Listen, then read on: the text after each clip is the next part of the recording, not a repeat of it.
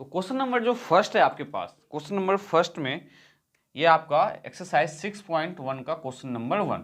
तो question number 1 में हमें क्या गिवन है और हम कैसे सॉल्व करने वाले हैं, बहुत ही प्यार से समझाएंगे आपको।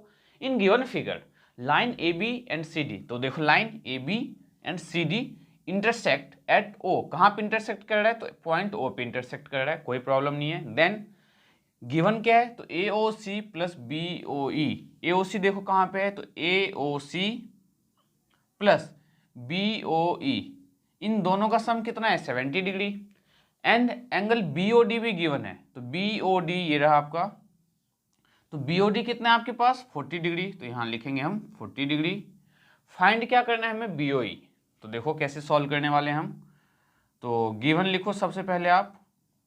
तो गिवन आपके पास क्या है, तो angle A O C plus angle B O E, angle A O C plus angle B O E कितना है 70 डिग्री। अब यहाँ पे हम कौन सा अप्रोच यूज करने वाले हैं, बहुत ध्यान से समझना।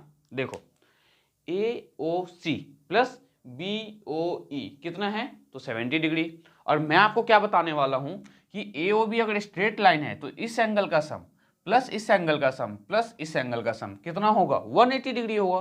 क्यों, क्योंकि मैंने आपको अभी अभी बताया कि एक स्ट्रेट लाइन पे जो एंगल्स फॉर्म होते हैं उनका सम कितना होता है 180 होता है। तो आप लिखो जरा यहाँ पे क्या, तो angle A O C plus angle C O E plus angle B O E equals to 180 degree. ठीक है, रीजन भी देना है आपको, क्या रीजन देना है, तो sum of angles on a straight line, on a straight line, sum of angle on a straight line will be equals to 180 degree. तो हमारा AOC plus COE plus BOE किसके इक्वल है, तो 180 डिग्री के equal है। But हमें इसमें से वैल्यू किसकी पता है, तो AOC प्लस BOE, तो इसको हम एक साथ रखेंगे। तो क्या हम इसे अरेंज कर सकते हैं ऐसे, angle AOC plus angle BOE plus angle COE equals to 180 degree. AOC plus ये आपका BOE है, BOE plus COE equals to 180 degree. And we know that, क्या पता है आपको, तो we know that angle AOC plus angle BOE equals to 70 degree.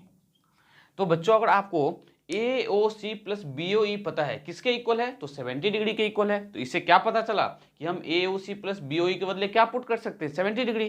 तो put करते हैं हम 70 डिग्री, तो 70 डिग्री प्लस बचा क्या अब हमारे पास, इन दोनों के बदले हमने क्या लिखा 70, तो बचा COE, तो प्लस एंगल COE किसके इक्वल, तो 180 डिग्री के इक्वल। और ये रीजन आपको बार बार नहीं लिखना है, एक बार लिख दिया बहुत है, सफिशियंट है समझाने के लिए। नाउ हम यहां से एंगल COE फाइंड करेंगे।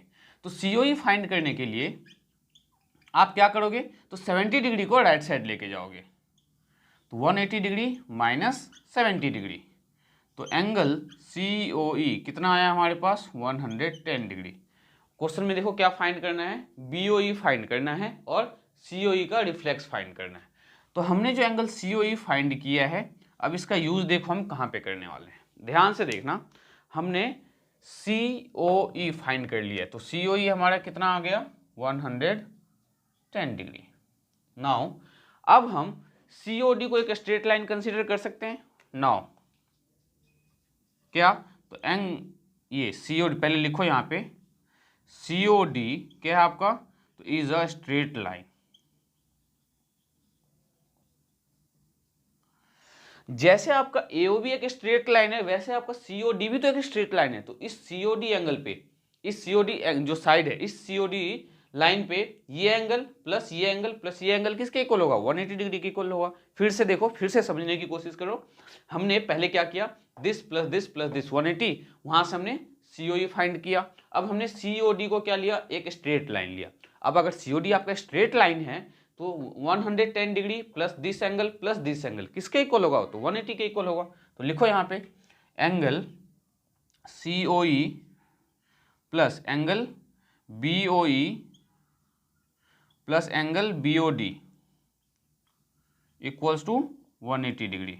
रीजन यहाँ पे फिर से लिखना पड़ेगा, यहाँ पे मेरे पास स्पेस नहीं है तो मैं यहाँ साइड में लिख देता हूँ, sum of angles on a straight line, on a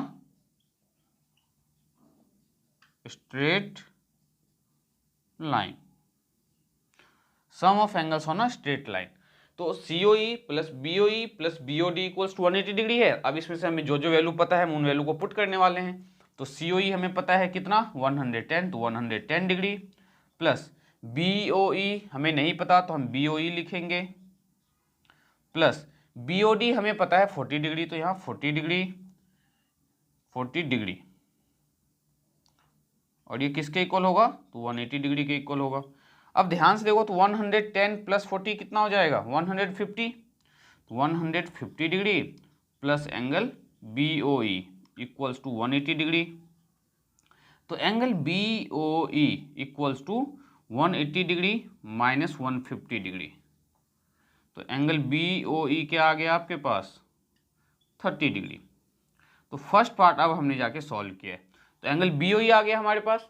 now हमें फाइंड करना है रिफ्लेक्स ऑफ एंगल COE। तो मैंने आपको रिफ्लेक्स एंगल क्या बताया था कि 180 से ग्रेटर और 360 से लेस देन।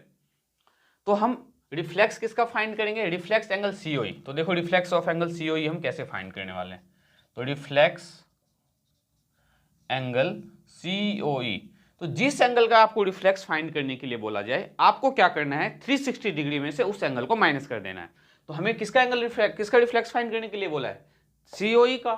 तो हम क्या करेंगे, 360 डिग्री माइनस एंगल COE।